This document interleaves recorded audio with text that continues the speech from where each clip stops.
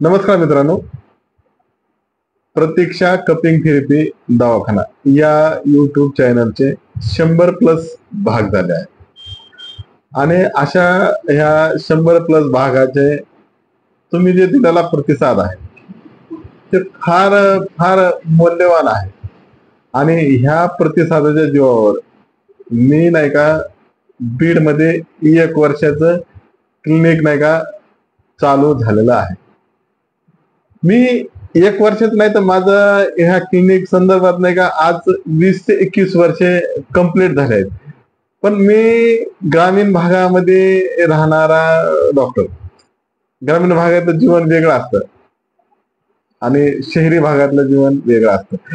ही गोष्ट मला नाही का शहरात आल्यानंतर कळू लागली किंवा ग्रामीण भाग आणि शहरी भाग याच्यामध्ये नाही का प्रत्येक डॉक्टर नाही का इथली जी राहणीमान आहे फार उंचावलेली असते त्यांची, असं त्याला वाटतं.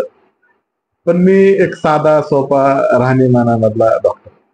तरी पण नाही का ह्या क्लिनिकला रोज 4-5 पेशंट असतात. आणि विशेष म्हणजे नाही का बऱ्याचशे पेशंट जवळजवळ 90-95% लोकांचं राहून गेलं.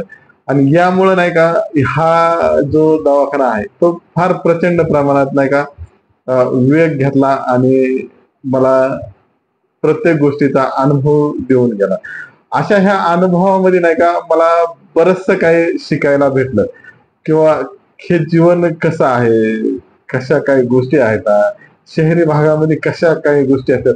ग्रामीण भागामध्ये फार बघायची गरज नाही पडत, पण शहरी भागामध्ये नाही का प्रत्येक गोष्ट अशी बारकाईने निरखून त्या पेशंट बद्दल, त्या पेशंटच्या काय अपेक्षा आहेत कशा नाही, कारण की इथं नाही का पैशाला काही किंमत नसते.